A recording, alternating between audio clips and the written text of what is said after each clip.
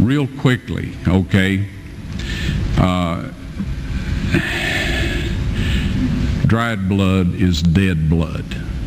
Everybody knows that, all right? They can test the blood of the pharaohs, the mummies of the pharaohs, all right? There's certain things they can do.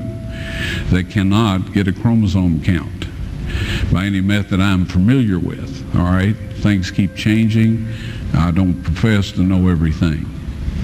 However, there's no way I know that you can get a chromosome count out of dead blood. You can get a DNA and some other things, but not a chromosome count, all right? That's done by living white blood cells.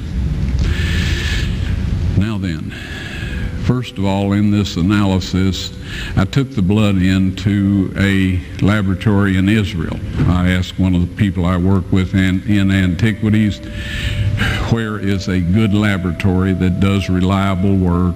And they said, such and such, such and such. I took it.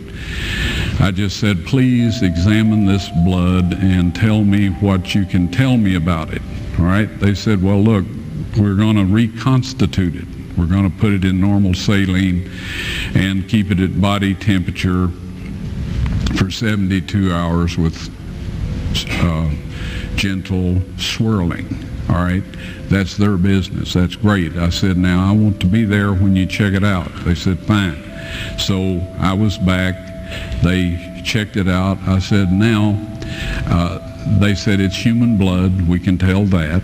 They did whatever tests they need to do. And then I said, take some of the white blood cells and put them in a growth medium and keep them at body temperature for 48 hours. And they said, well, that'll do no good because it's dead blood. I said, would you please do that for me? And they said, okay, we'll do it. So anyway, I said, I want to be there when you take it out and examine it. So I was back there. They took it out, examined it under a microscope, and the one technician called the other one over there, and then they called the boss over there, and they were talking Hebrew a mile a minute there for a little bit, and they looked at me and they said, Mr. Wyatt, this human blood only has 24 chromosomes in it. Everybody else has 46. You see, 23 from your mother, 23 from your father, 22 autosomes from your mother, 22 autosomes from your father. You get an X from your mother, you may get an X or a Y from your father, all right?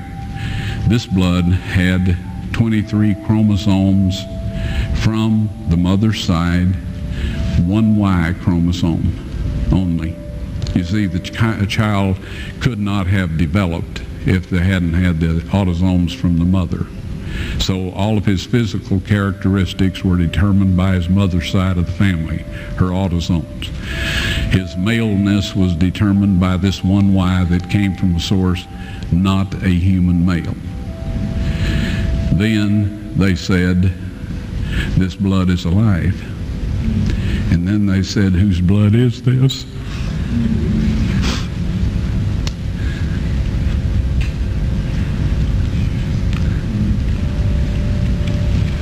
I said, it's the blood of your Messiah.